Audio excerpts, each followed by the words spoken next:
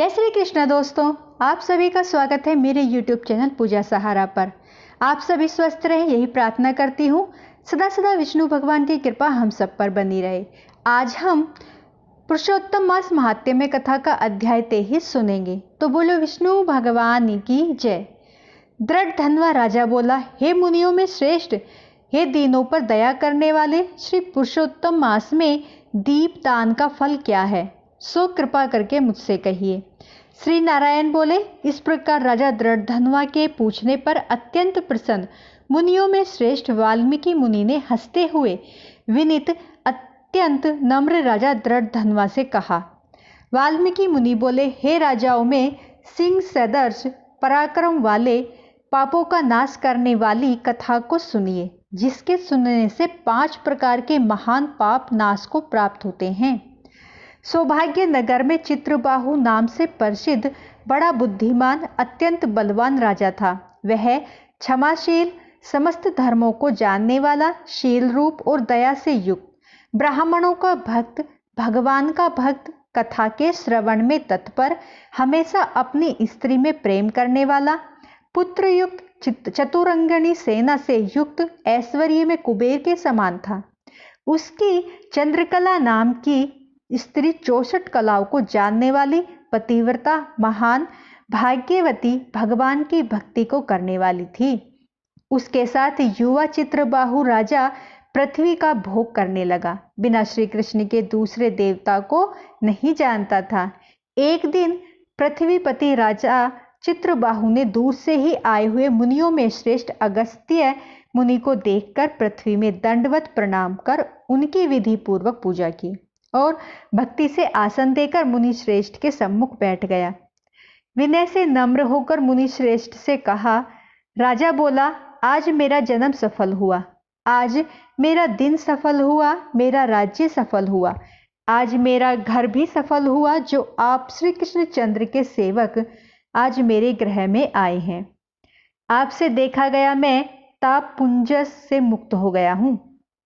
आपको हाथी, घोड़े, रथ से युक्त समस्त राज्य समर्पण किया। हे मुनि श्रेष्ठ, आप वैष्णव हो, आपके लिए कोई भी अदेय वस्तु नहीं है। वैष्णव को थोड़ा भी दिया हुआ मेरु पर्वत के समान होता है। जो कोड़ी के बराबर शाक अथवा उत्तम अन्न जिस दिन वैष्णव ब्राह्मण को नहीं देता, वह दिन उसका विफल है, ऐसा वेद के जानने वालों ने कहा है। जो कोई द्विजाति विष्णु भक्त हो, वे सब पूज्य हैं, उनका वाणी, मन, कर्म से सत्कार करना चाहिए, ऐसा मुझसे गर्ग गौतम सुमंतु ऋषि ने कहा है। जब तक सूर्योदय नहीं होता तब तक तारागण भी की प्रभा रहती है। जब तक वैष्णव ब्राह्मण नहीं होता तब तक दूसरे ब्राह्मण कहे गए हैं। अगस्त्य मुनि बोले, हे चित्रबाहो, हे महाभाग, हे नरप, इस समय तुम धन्य हो। ये सब प्रजा धन्य है जो तुम वैष्णवों की रक्षा करते हो। जो राज्य वैष्णव का नहीं हो, उसके राज्य में वास नहीं करना। शून्य वन में वास करना अच्छा है, परंतु अवैष्णव में के राज्य में रहना अच्छा नहीं है। जिस प्रकार नेत्रहीन शरीर, पतिहीन स्त्री, बिना पढ़ा हुआ ब्राह्मण निंदा है, वैसे ही वैष्णव रहित देश निंदित है।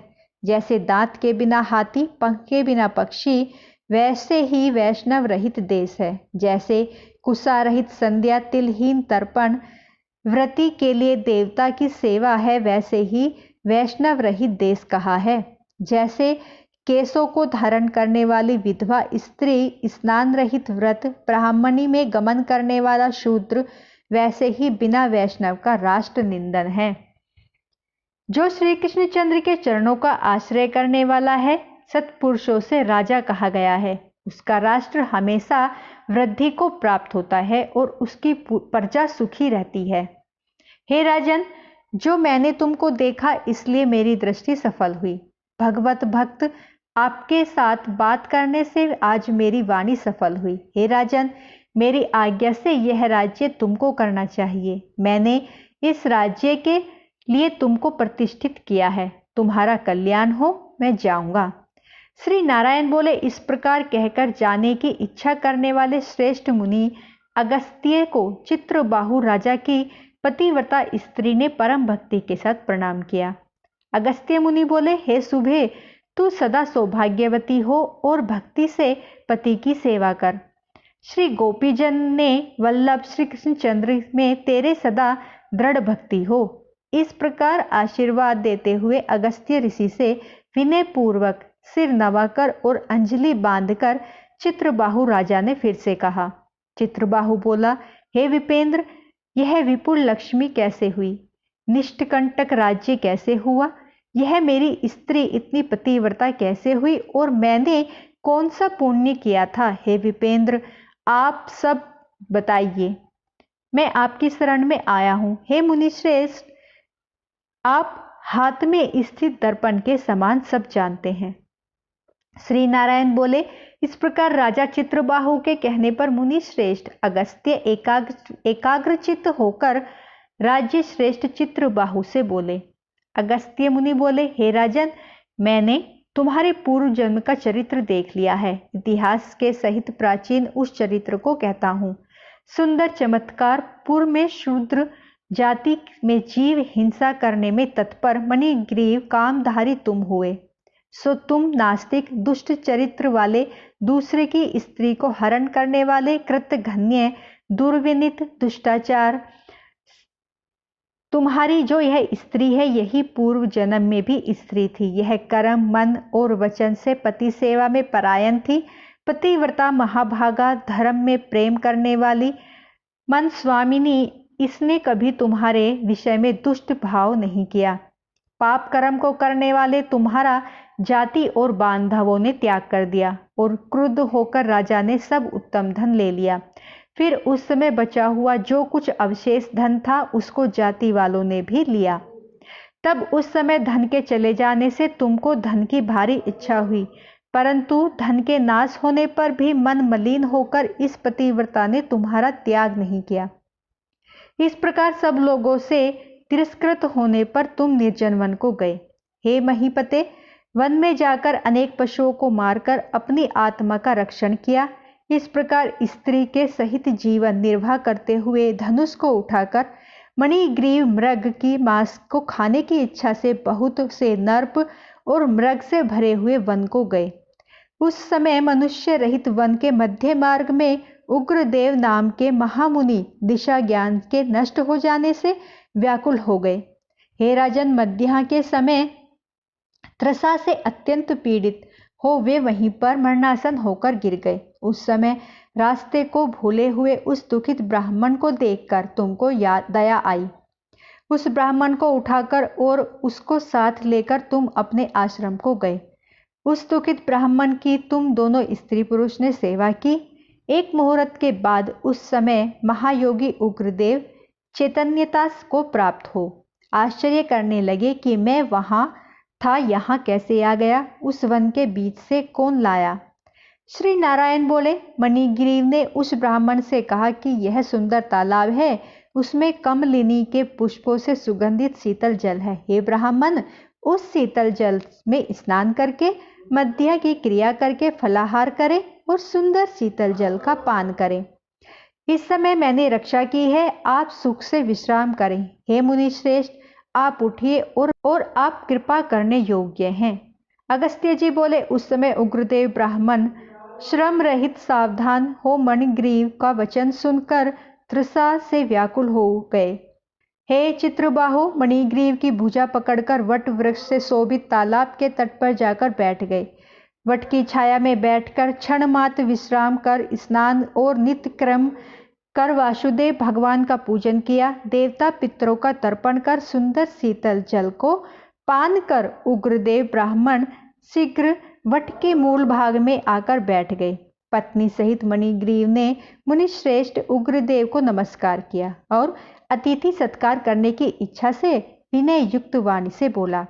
मणिग्रीव बोला, हे ब्राह्मण, आज मुझको तारने के लिए आप मेरे आश्रम को आए हैं। आपके दर्शन से मेरे पाप नष्ट हो गए। इस प्रकार उस ब्राह्मण से कहकर प्रसन्न मणिग्रीव स्त्री से बोला, जाओ, जो स्वादिष्ट पके हुए फल हैं उन आम फलों को तुम जल्दी लाओ, विलंब मत करो। हे सुभावने, जो कुछ कंद आदि हो उनको भी ले आओ। इस प्रकार स्त्री अपने पति के वचन को सुन फलों को और कंद आदि को लेकर हर्ष से ब्राह्मण के सामने रखती है। मणिग्रीव फिर मुनि श्रेष्ठ से वचन बोला कि हे ब्राह्मण, इन फलों को ग्रहण कर मुझ स्त्री पुरुष को कृतार्थ करें। उग्रदेव ब्राह्मण बोला, तुमको मैं नहीं जानता हूं, तुम कौन हो सो मुझसे कहो। विद्वान ब्राह्मण को चाहिए कि अपरिचित का भोजन नहीं करे। मणिग्रीव बोला, हे द्विज शार्दूल,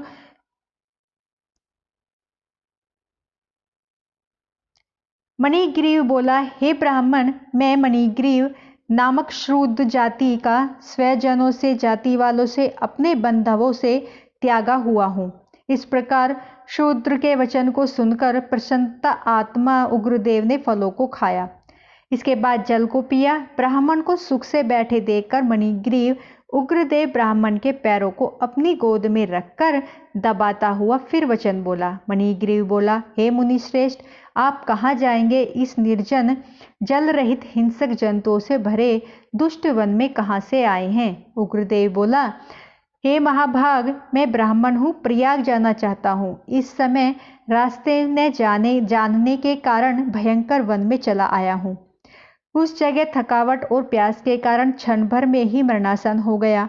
इसके बाद तुमने मेरे प्राणों को बचाया। हे मणिग्रीव, बोलो तुमको मैं क्या दूं? हे मणिग्रीव, तुम दोनों स्त्री पुरुष ने किस दुख के कारण वन में आश्रय लिया है, उस दुख को मुझसे कहो, मैं उस दुख को दूर करूंगा। अगस्त्य मुनि बोले, इस प्रकार उग्रदेव ब्राह्मण के वचन को सुनकर अपनी स्त्री के सामने उस मुनीश्वर उग्रदेव की प्रार्थना कर दरिद्रता समुद्र को पार करने की इच्छा वाले मणिग्रीव ने अपने कर्म के भयंकर फल रूप वृतांत को कहा। तो बोलो विष्णु भगवान की जय। दोस्तों, आज हमारा 23वां अध्याय यहीं पर समाप्त होता है। मेरी वीडियो आपको अच्छी लगी हो तो प्लीज़ दोस्तों लाइक, सब्सक्राइब, शेयर जरूर करें। कल हम नई वीडियो के साथ अध्याय 24 के साथ फिर मिलेंगे। बोलो विष्णु भगवान की जय। बोलो श्री कृष्ण भगवान की जय।